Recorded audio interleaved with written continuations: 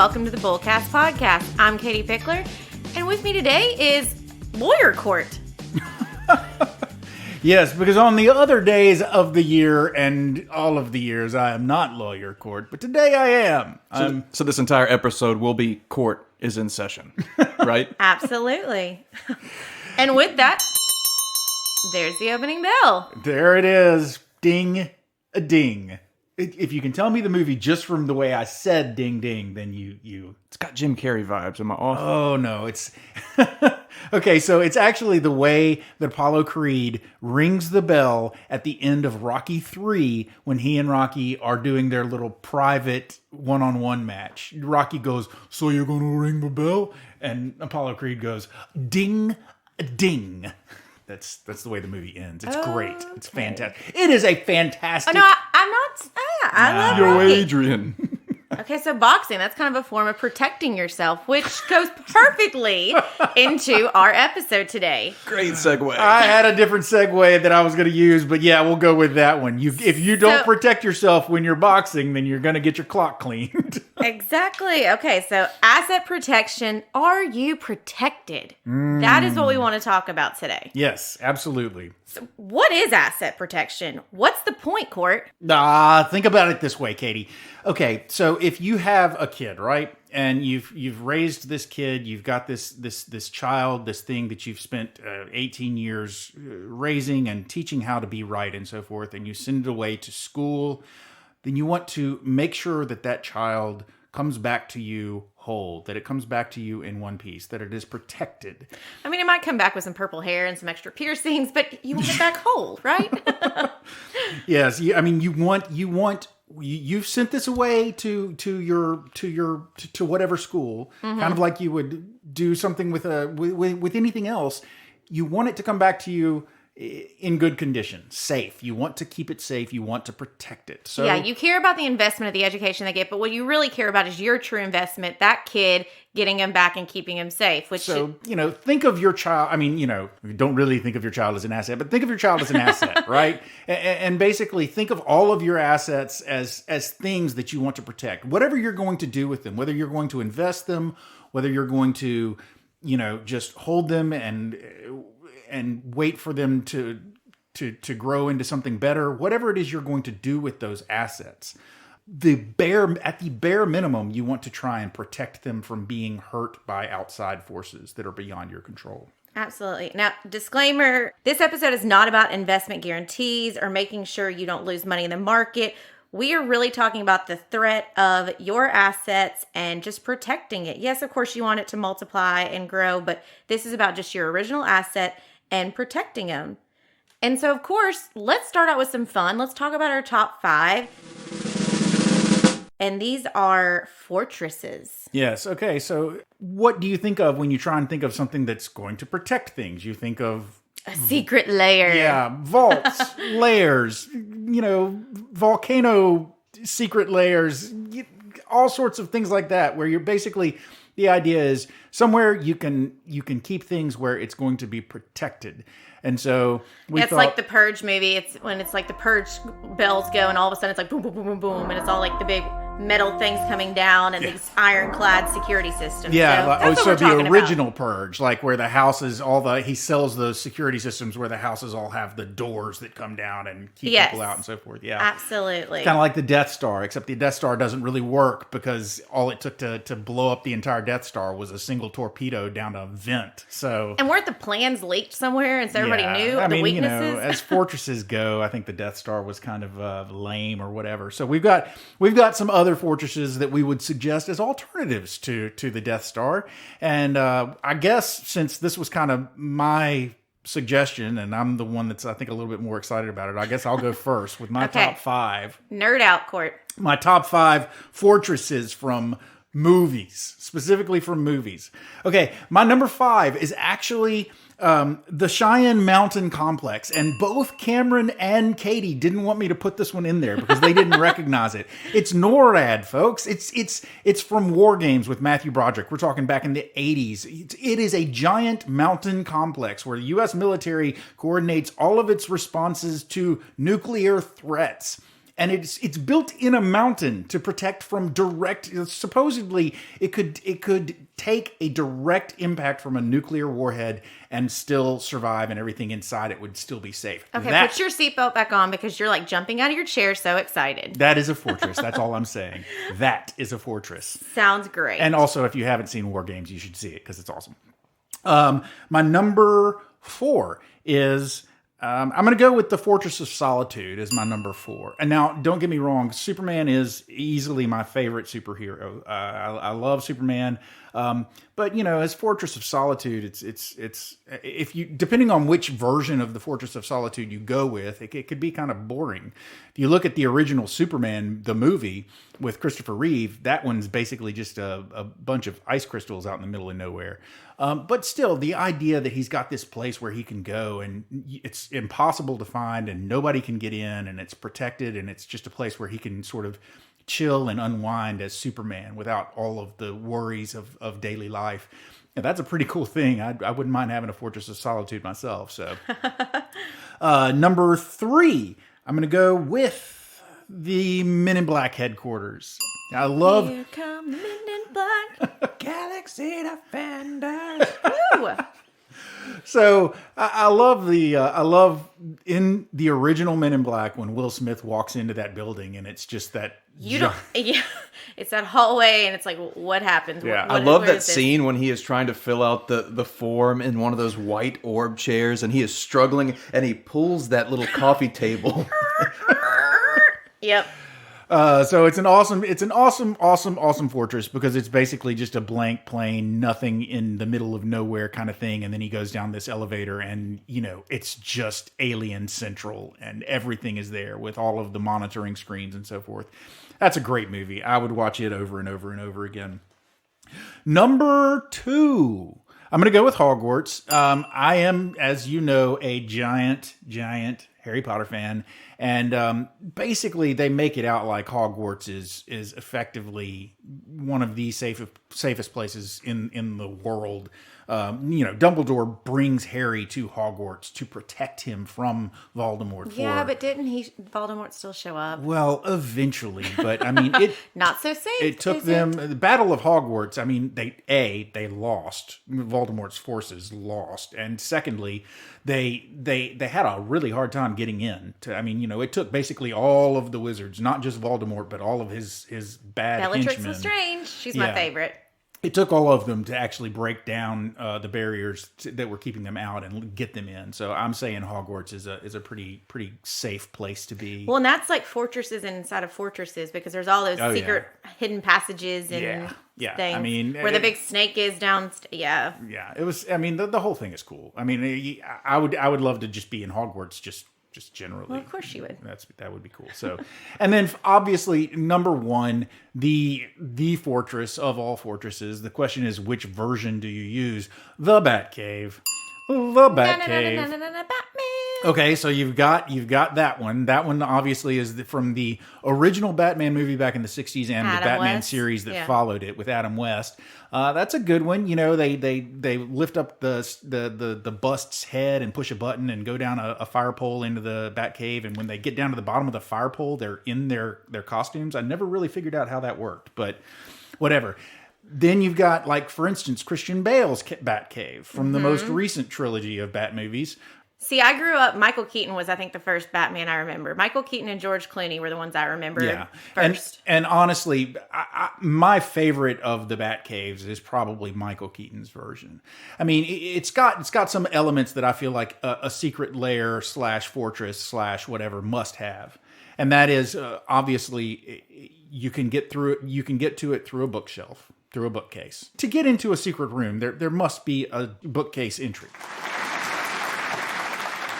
Yeah. Okay, well, that perfectly segues into one of mine. Okay. So one of mine would be The Addams Family. Yes. And I'm talking about the movie, the first one, where they think that, Gomez has this secret stash and money, and you have to actually pull the book, and it opens up a area where you have to pick the correct chain to then be dropped down to go into his vaults down there. And he does have a bunch of money down there, but it's one of those, if you pull the wrong chain, yep, you're out. So that is fully protected because you have to get through multiple layers and you have to do the right sequence in order to get where you want to go, or else you're like shot outside and try again.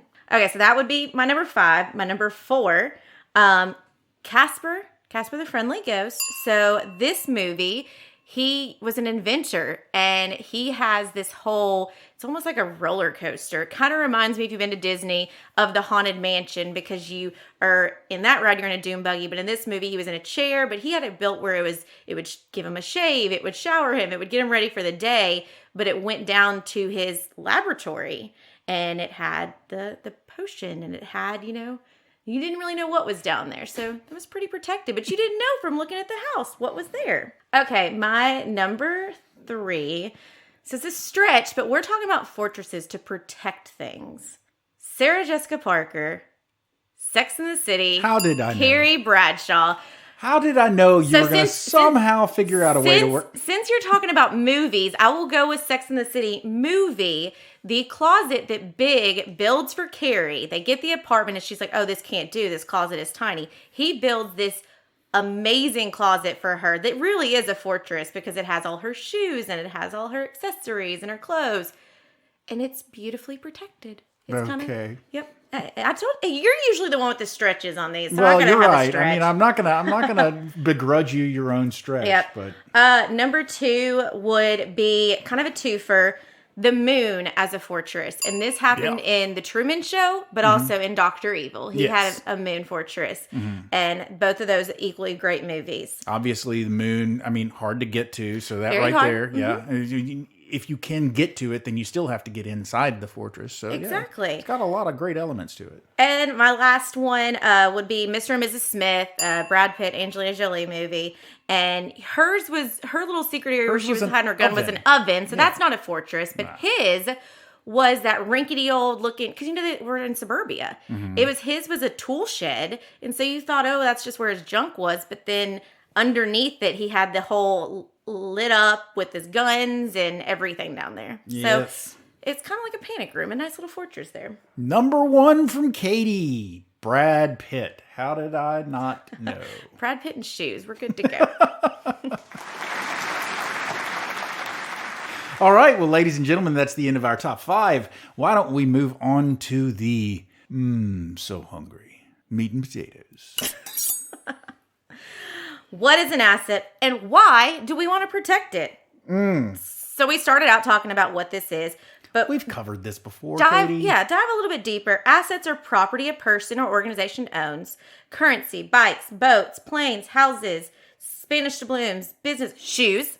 I gotta throw it in there. Okay, she said business shoes. Businesses. No, not business shoes, but businesses, shoes. And shoes, purses.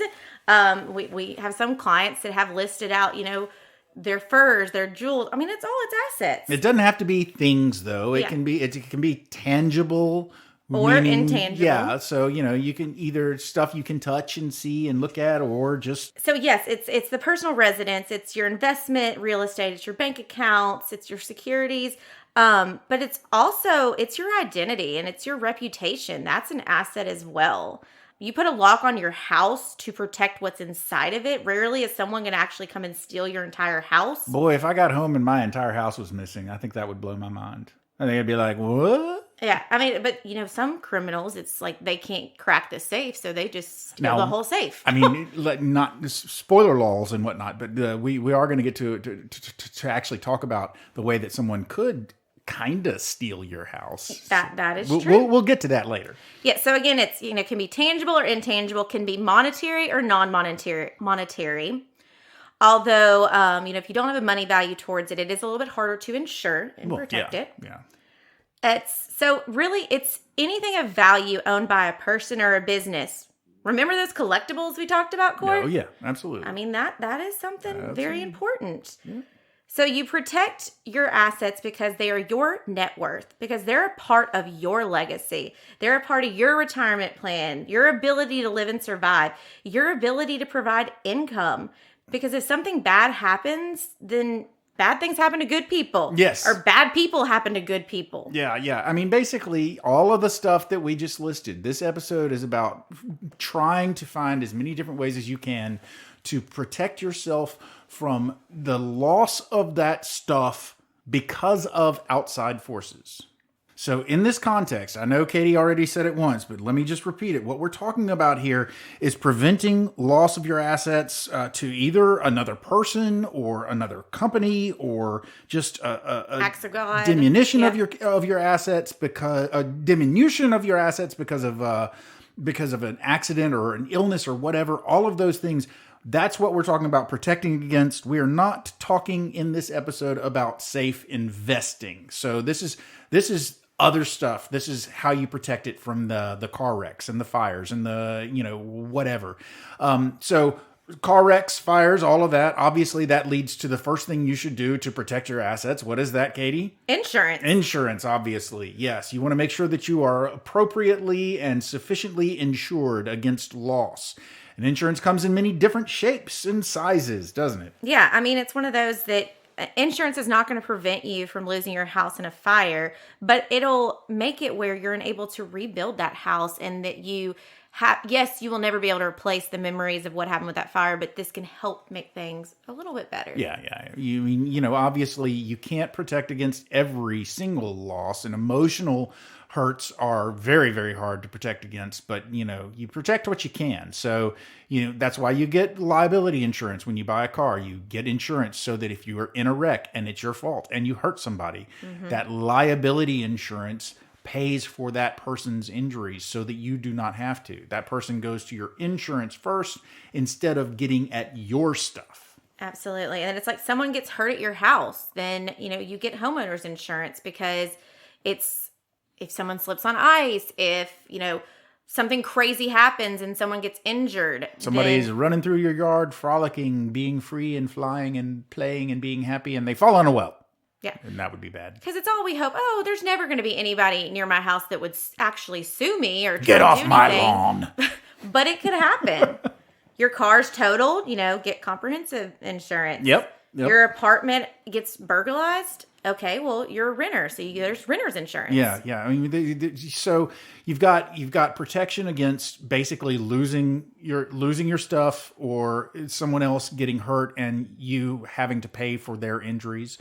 Obviously, health insurance is a big deal. Like, Absolutely. If you get hurt, you want to have something that will help you pay those medical bills, because one of the single biggest ways that people go bankrupt in this country is from medical expenses due to illness or injury.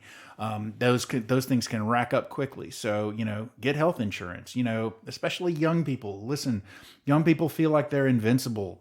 They don't feel like they need it. They don't ever get sick. They don't need to go to the doctor. But, what if all of a sudden something happens and you're in the hospital for weeks and weeks and weeks? How are you going to pay for that? It could hurt you quick if you don't have the insurances. Absolutely. Well, and there's other insurance like malpractice. If you are well, like, I'm a lawyer, okay, so... Well, yeah, you remember court's in I session. I know. So, like, I'm a lawyer, so there's errors and omissions insurance for people who could potentially make an error that would cause some sort of financial harm. So, like, financial advisors, lawyers, stuff like that. And then for doctors and dentists and other people like that could potentially cause physical harm. There's malpractice insurance. And so if you're in one of those professions, if you're in a profession like that exposes you to some sort of risk of causing injury to someone else, then you certainly would want to have that coverage, that kind of insurance.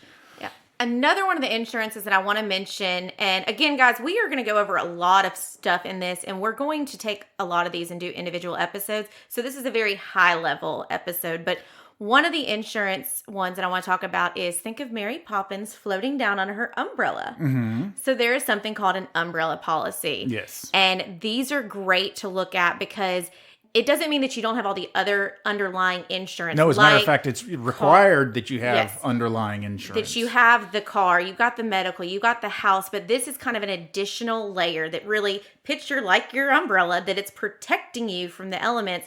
You got to make sure you still have everything underneath that you need, but it's just an additional layer, kind of a get out of jail free card, all of that.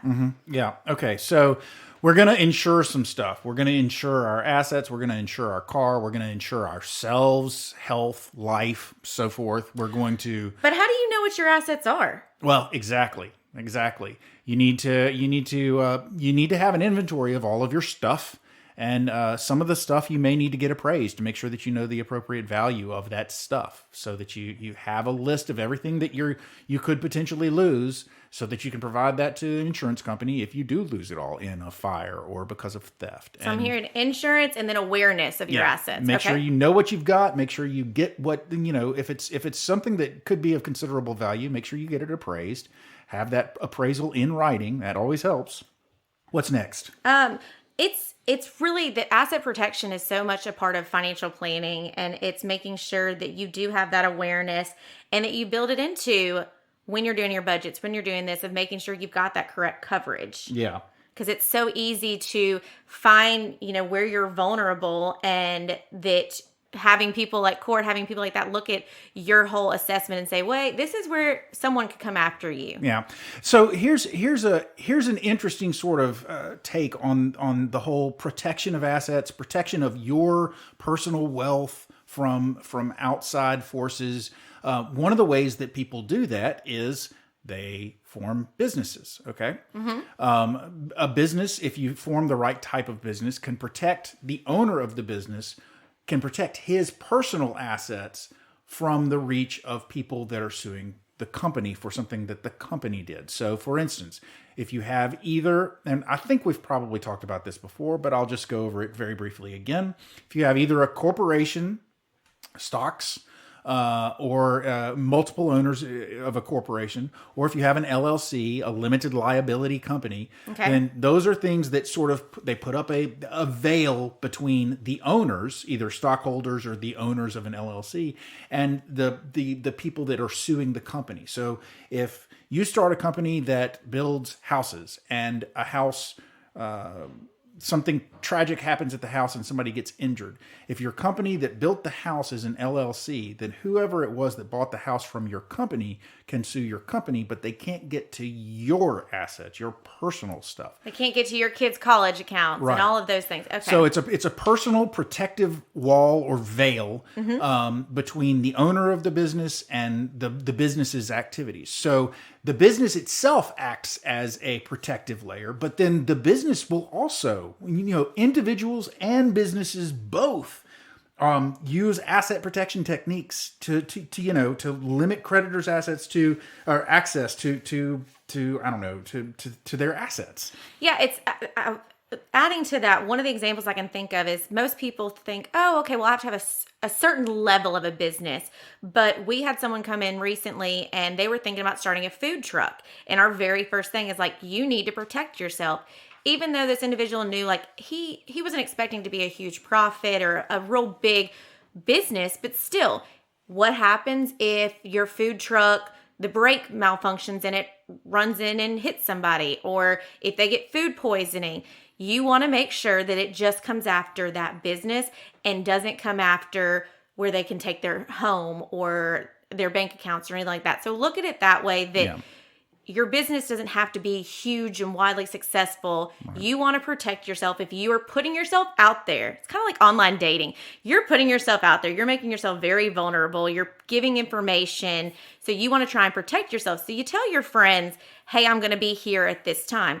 Look at it that way of, I don't want you to always be looking of who's coming after you, but you kind of do in some ways of look at your risk. Well, yeah. I mean, listen, we're not saying that everybody's out to get you, but sometimes they are. Okay. So make sure you're insured. Make sure that if you are undertaking some sort of business or something, that you have the right business entity in place. But there are some other things that you can do to protect assets that are within the law. We are not in any way recommending that anybody do anything to try and skirt the law or defraud anybody. Everything that we're talking about is above board. So other than starting businesses, getting insurance, what else can you do? One of the things is you can create a trust. Yes. There are certain types of trusts. They have really grown and spread in the number and diversity and type and the things that are allowed with these trusts across all of the states of the United States. But to sort of boil it down, a trust is a legal agreement between you and another person, the trustee. You give them property for them to hold for the benefit of someone. And that's the basic idea. Is I'm going to give you this property, trustee, and you're going to hold it and you're going to use it for the benefit of someone. Well, you can structure that agreement between yourself and your trustee in such a way that those assets cannot be reached by creditors or by people who have sued you and gotten a judgment against you. So, it limits the ability of these people to get to something in your trust. It's called an asset protection trust. We have them here in Tennessee.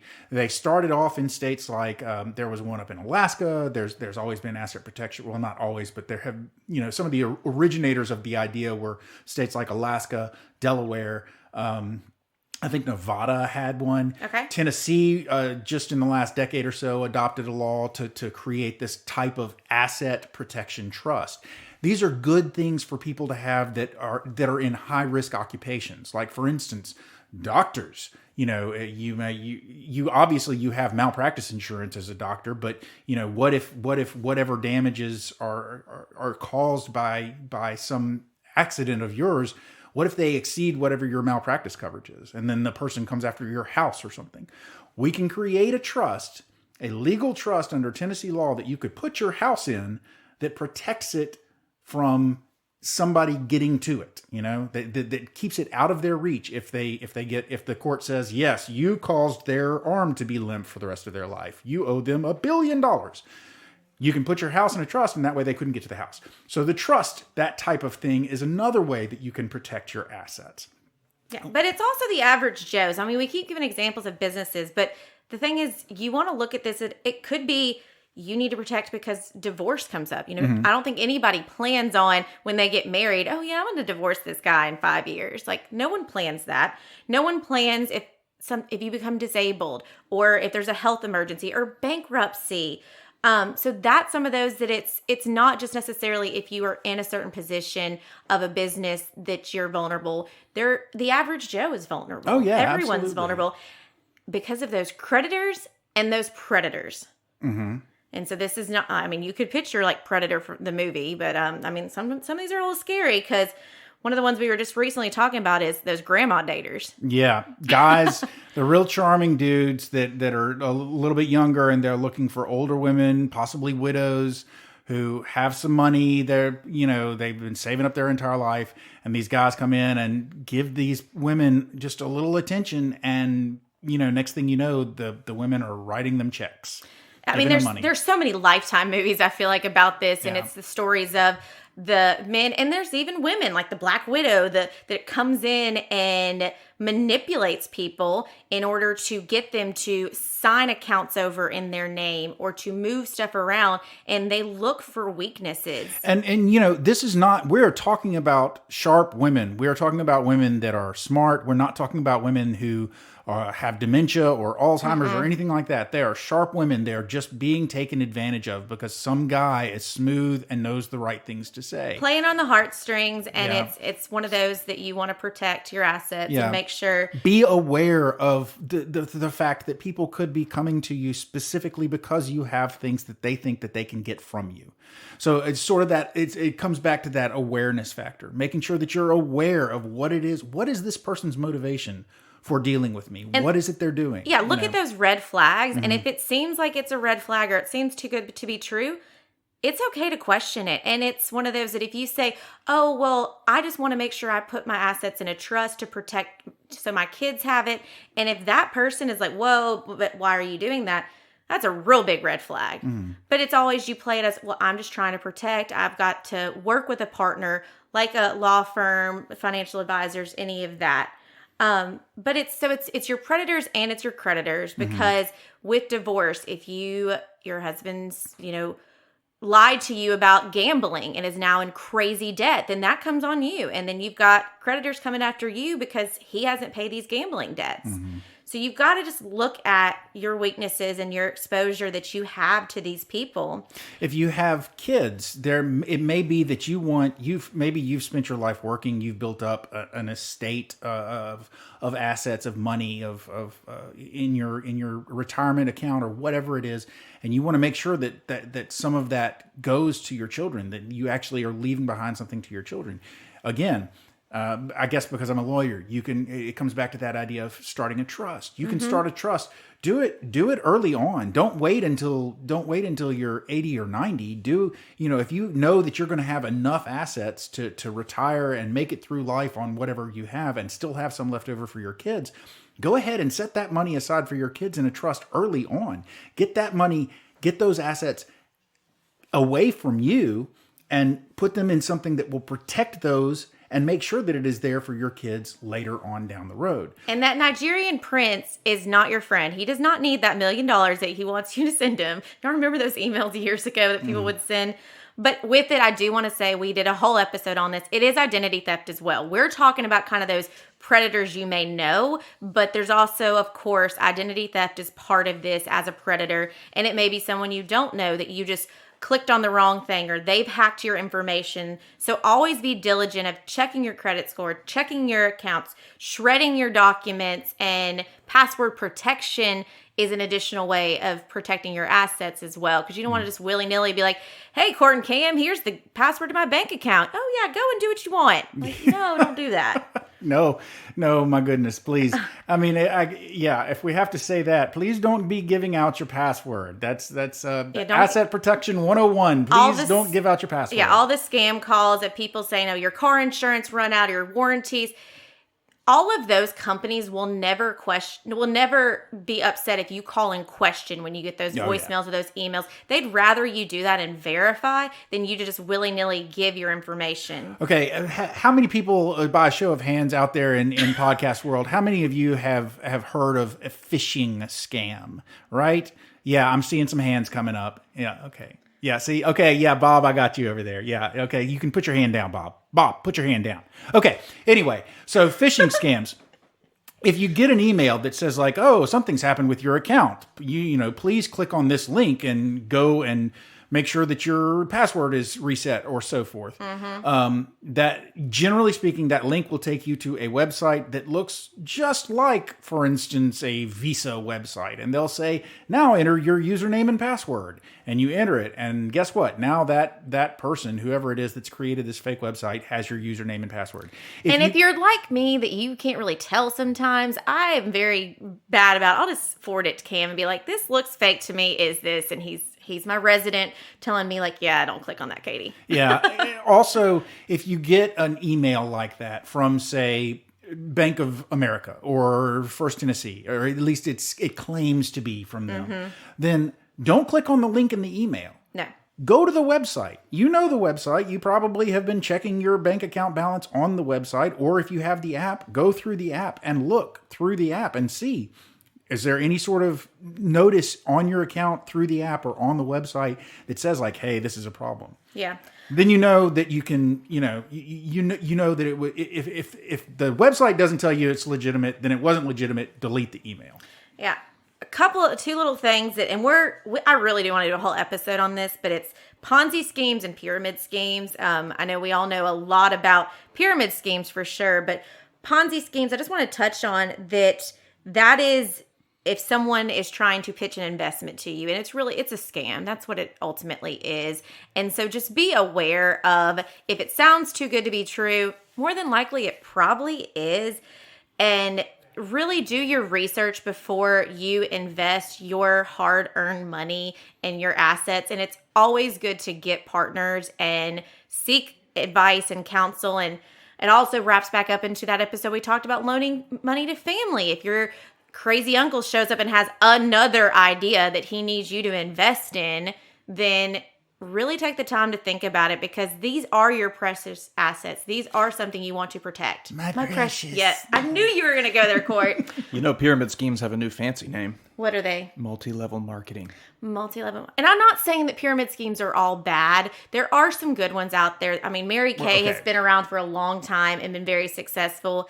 It's just you need to understand what you're getting into, that it's not as easy as I sit at home and post on social media 10 times a day and I've made 6 figures. Mm-hmm. There is something else to that. And so I know there's people out there who've made great money doing this, but just read the fine print. Litigation, Cort. Tell me about litigation. Well, I wish that I could, Katie. I know that I've said many times that I'm a lawyer, but you know, I'm not a litigation attorney per se. You know, it takes a very special kind of person to really fight those battles in court. So I don't have a tremendous amount of experience in it, but let me tell you what I do know. You can avoid losing assets legally by avoiding getting sued. So that don't get sued. Yeah, first and foremost, don't get sued. That's a good way to start. Like we said earlier, you know, make sure that you've got levels of protection between you and people who could potentially sue you, like, for instance, an LLC or a corporation. You have given people notice as much as possible that certain things might present a danger to them and they should proceed with caution. Like the beware of dog signs. Yeah, beware of dog, or don't swim in my pool, you know. Yeah, because you know, Cort and I are in class because we're getting our certified financial planner, hopefully in November. Yeah. And our professor was telling us about how, I think it was Demi Moore or somebody, her assistant was using her house and having a party at her house. Someone got an injury with the pool and it was a big to-do, and the person who got injured was coming back towards Demi Moore about it, even though she wasn't there, but because it was her house. So it's you got to think about actually, that. I think it might have been a wrongful death. It might have been. It was really bad. So think before you let people have a house party. And tell your kids too. There's a certain legal concept. I'm not going to get too far in the weeds on this, but let me just throw it out there. The idea is very simple. It's called an attractive nuisance. And if you have property somewhere that has something on it that might cause people to want to play on it, play in it, play around it, you know, a pond in the middle of a big space of land, or some sort of broken down tank or airplane or whatever, some machinery that's on your property that kids might want to climb on. Those things are things that somebody could swim in your pond or climb on your tank or do whatever and end up getting injured. And you could be held liable for that because of the idea that it's an attractive nuisance. You haven't done enough to let people know that they shouldn't be on this, that they shouldn't be messing with it, or even limiting people's access to it, restricting access to it. Those things are important. I remember a story in Memphis, it's probably been 10, 15 years ago now, but there was somebody that was trying to rob a fast food place, and he actually was on the roof and fell through and fell into hot oil that, like, they had shut down, but it was still hot, and tried to sue the restaurant from his burns. But yet he was the one that was robbing the place. Yeah, I mean, there are all sorts of horror stories about people that have sued other people for ridiculous reasons. Some of them are ridiculous, I will admit. Some of them not so much. I mean, you know, when you go to law school, one of the first torts cases, one of the first cases that you hear about where someone got injured, and you think, going into law school, you've just heard the story about the lady who sued McDonald's because she spilled coffee in her lap. Yes.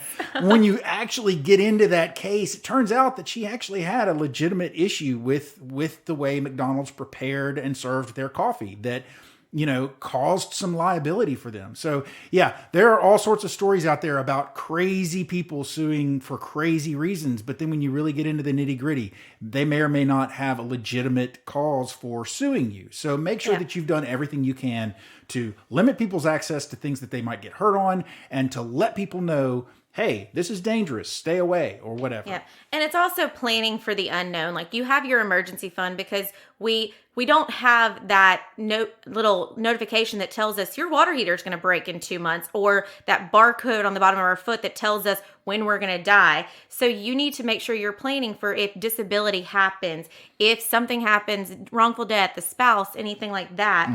But also part of that is when we talked about it's too good to be true sometimes, taking ownership of assets. And it's one of those to make sure that this is part of financial planning before you willingly accept a inheritance or different things out there. You need to look at, could this affect how you're getting money from disability or everything like that? So, well, and furthermore, just as sort of a kind of a last element of the legal aspect of it, a big part of making sure that you are protecting your assets is not just protecting them for yourself, but also protecting them for your heirs and beneficiaries. Absolutely. Okay, so that comes into estate planning and having either a will or a trust that takes care of your assets and distributes them to the people that you want to receive them in a way that will not put them in jeopardy down the line. So, for instance, if you have a child who is disabled and receives benefits and you just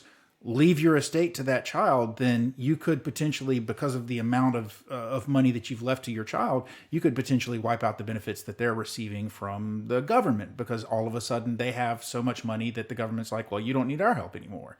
So there are ways that you can plan for that so that you won't eliminate those benefits. Or let's say that you have a stupid child. Because let's face it, some people do have stupid children, right? Ouch. I mean, I'm just saying it happens. So if you have a stupid child, or if you just have a child who's crazy with money, a spendthrift, yeah, then you leave them your entire $1 million estate, and you're concerned.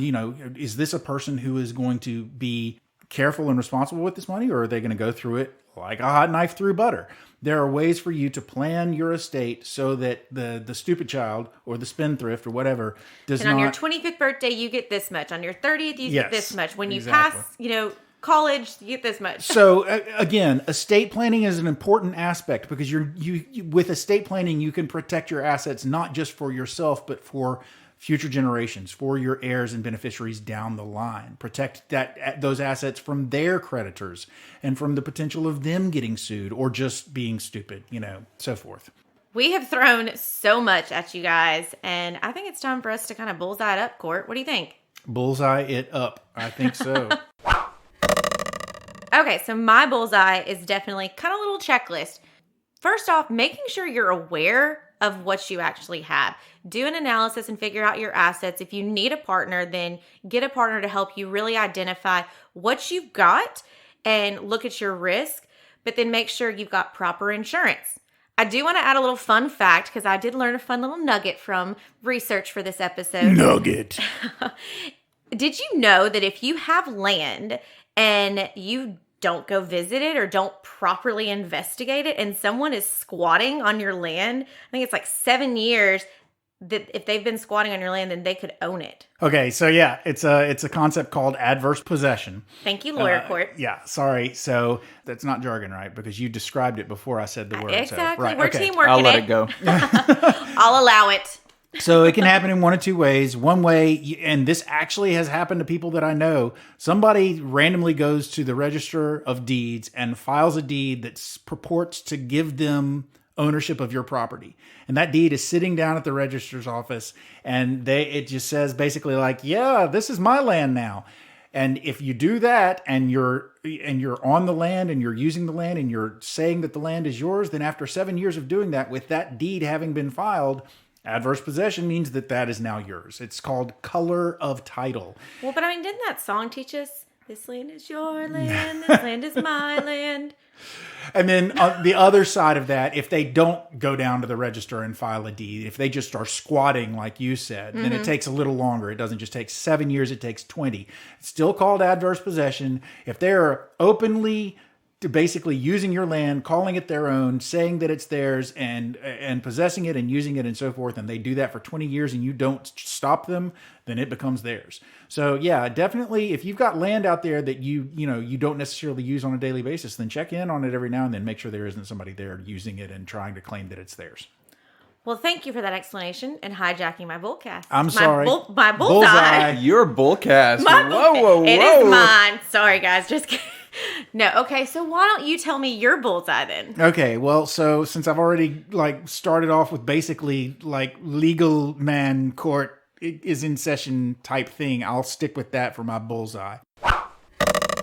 There are legal structures and legal concepts that you should have in place to protect yourself. If you are doing regular business and earning money from that business, then form a business structure that will protect you, a business entity that will protect you. Use trusts to protect your assets from people who might sue you. Use trusts to protect your assets for your beneficiaries if they are spendthrifts or if they are disabled.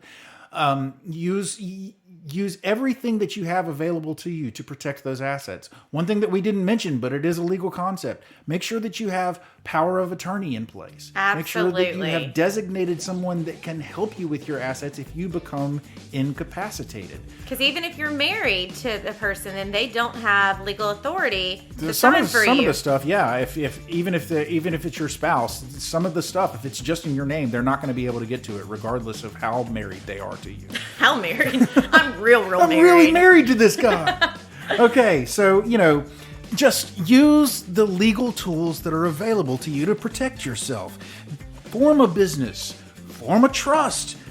Make sure you have a power of attorney. Protect your assets. But these are legal things, so be sure you reach out to a lawyer. Katie, there's the closing bell. Ladies and gentlemen, you've made it to the end of yet another episode of the Bullcast podcast. If you have never listened to us before, how dare you? But if you liked what you heard and you'd like to listen to us again, then please feel free to subscribe to this podcast at your favorite subscription service. You can also comment, you can do whatever you want, but sign up, subscribe, get more episodes. There are 30-something of them out there now. Also, if you'd like to find out more about me and Katie, there is a website, and you can find out all sorts of scintillating details about our lives. That website is bullcastpodcast.com. Please feel free to comment there or suggest an episode topic if there's something you'd like to hear us talk about. We also have the Instagram, so you can follow us at our Instagram handle, which is Bullcast Podcast, at Bullcast Podcast. We also have a Twitter handle that's at Bullcast Podcast, so tweet us or tweet at us or Twitter us or whatever it's called. And then also Katie and I talk a lot about the fact that we work for a place called Pickler Wealth Advisors. And if you would like to find out more about Pickler Wealth Advisors, find out more about us, find out even more about Katie and Cort, see more pictures of us, they're great. Find out more about our awesome team and our boss, David Pickler, then please feel free to go to the website picklerwealthadvisors.com. That's advisors with an O, not an E. An O, not an E. Ladies and gentlemen, that is all I have to say for today. So, I am Cort. I'm Katie. And I'm Cameron. Until next week, I'll be hunkering down in the panic room with Jodie Foster. Oh!